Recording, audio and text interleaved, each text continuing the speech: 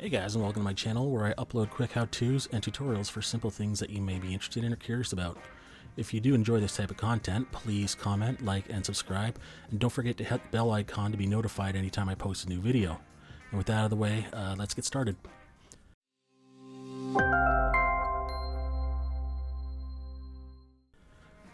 So today, for my first ever how to do things video, if you can't tell, I'm a bit nervous, but I'm going to introduce a pretty useful tool in digital design called masking.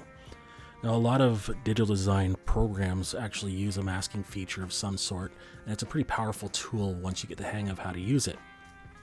So today, I'm going to be using Photoshop and a still image of a flower, the stock image. It's a pretty nice image and nice bit of composition there. And just a heads up, I will be using a tablet, so if you happen to see this menu pop up at any time, it's just me using the tablet features. So we have this image here, very nice image, but say you want to just use the flower in the foreground, you want to get rid of the background.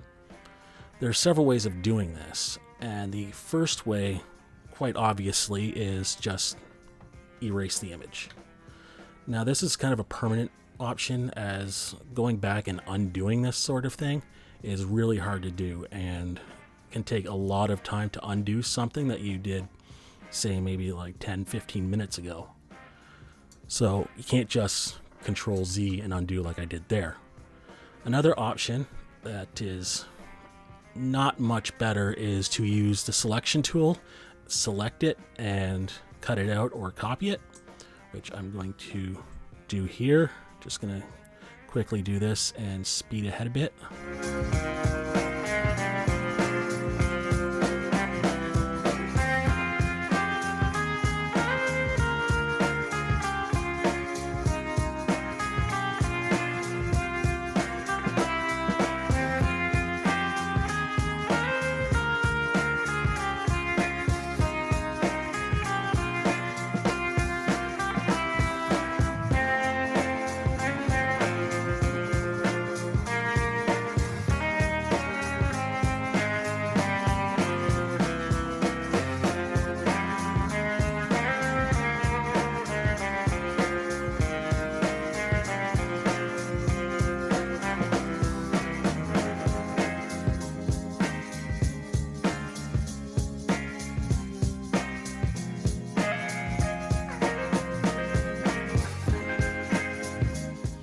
Alright, so we have it somewhat selected.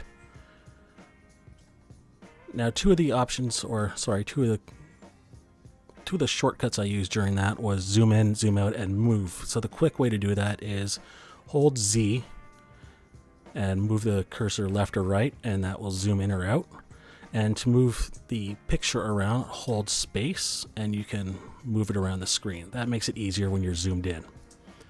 Anyways, once you have it selected, you can copy it with Control C, cut it out with Control X, and then you can paste it into, say, another layer of itself and get rid of the back. Or you can paste it into another image altogether. But as you can see, that gets rid of the background, and any changes that you've made can't really be undone at that point. So let's undo this. So a simple solution to this is actually just to use a layer mask. Now for this one, I'm going to be using a reveal all layer mask. There's also a hide all layer mask. They essentially accomplish the same thing, just in reverse. The reveal all will make sure everything is showing, and it will actually start hiding whatever you want it to, and the hide all will hide everything and reveal them as you want it revealed.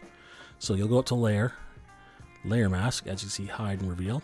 And we're going to use the reveal all. Over here in the layers window, next to your picture layer, you're going to see this white box, and that's your layer mask.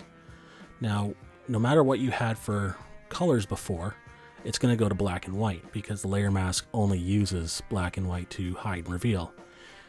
If you go back to your normal image, if you wanted to paint on, it'll go back to the normal colors you have. But for the sake of this, we're going to be doing the layer mask. And anything that you paint or draw on with the black, it's going to go on here, not on here. So it's going to go on the layer mask as long as you have that selected.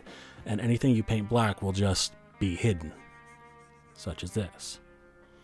And since we don't have a background at the moment, it's just going to go to the transparent checkerboard. So I'm actually going to put a new layer on there and just give it some color so there's a bit of contrast when I do hide the background.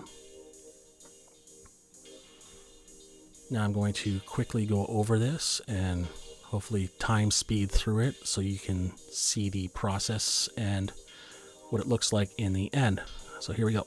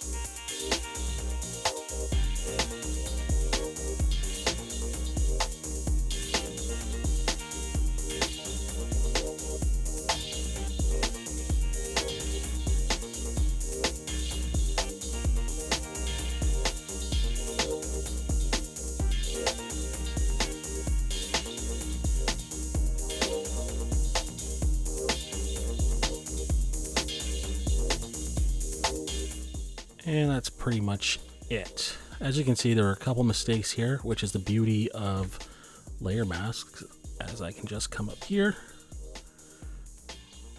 paint them back in with relative ease, make it look smooth again. I am terrible with freehanding, but as you can probably see that.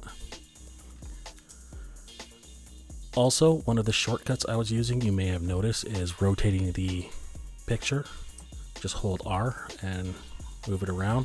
Makes it easier on some angles whenever you're painting or drawing lines.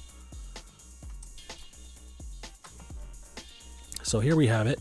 It's all cut out or isolated from the rest of the picture. The rest of the picture is still there. So if I go to the layer mask and disable it, you can still see it there. It's just hidden. So here you can manipulate the picture however you want and add things, change it, and at any time if you wanted to remove things or add things from the original picture, you can just do it through the layer mask. For example, if you wanted to say, let's go to place embedded, let's put a background on there,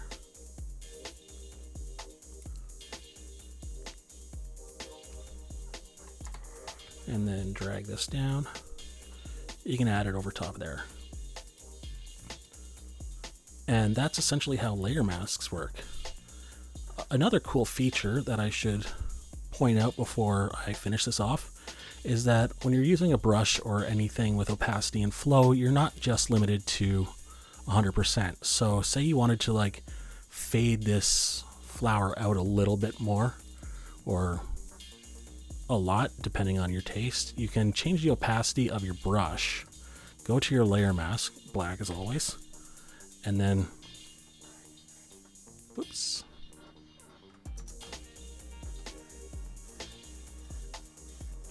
half fade it out.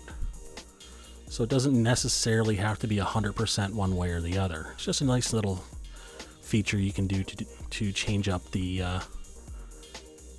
look of your image. Anyways, I hope you enjoyed this tutorial. As again, it was my first one, so I was a little nervous. In the comments, please let me know what you thought and any suggestions of how I could do better. I'd absolutely appreciate it. But thanks for watching, and I hope you have a great day.